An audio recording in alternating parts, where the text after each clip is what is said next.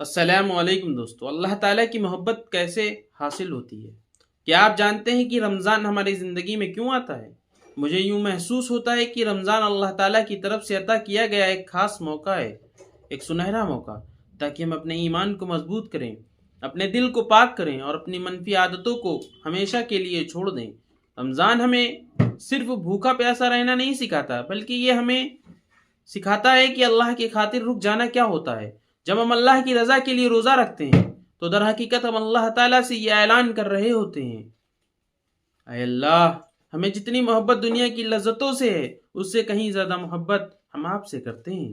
یہ روزہ ہمیں یاد دلاتا ہے کہ جب ہم اپنا سب کچھ اللہ کے حوالے کر دیتے ہیں تو اس کا یہ مطلب نہیں ہوتا کہ ہمارے پاس واقعی کچھ اپنا تھا جو ہم نے اللہ کو دے دیا۔ نہیں، حقیقت تو یہ ہے کہ جب ہم اللہ کو کچھ دیتے ہیں تو ہم دراصل ان نعمتوں کا شکر ادا کر رہے ہوتے ہیں جو اللہ نے ہمیں پہلے ہی عطا کر رکھی ہوتی ہے۔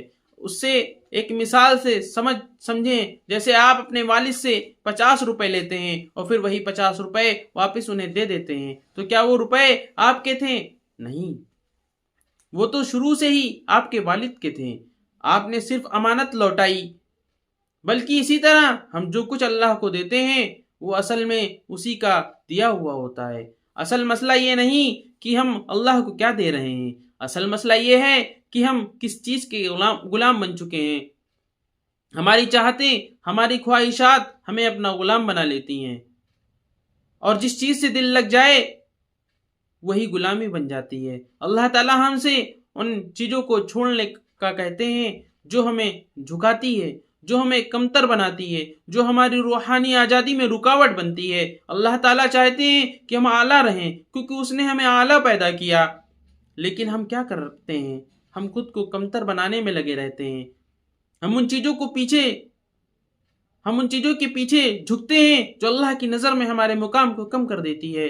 اللہ کے نزدیک اعلیٰ بننے کے لیے ضروری ہے کہ ہم ہر ادنی چیز کو چھوڑ دیں، ہر اس خواہش سے نظر ہٹا لیں جو ہمارے دل کو خراب کر دیتی ہے۔ اور سچ یہ ہے کہ ہمارا مسئلہ یہ نہیں کہ ہم حل نہیں ڈھونڈ رہے، اصل مسئلہ یہ ہے کہ ہم نے اپنے مسئلے کو پہچانا ہی نہیں، اور ہمارا اصل مسئلہ یہ ہے کہ ہم اللہ سے دور ہو چکے ہیں۔ ہمارے دل میں اللہ کی محبت جاگ نہیں پا رہی ہے، اور اللہ کی محبت کو زندہ کرنے کے لیے ایک ہی راستہ ہے، قرآن۔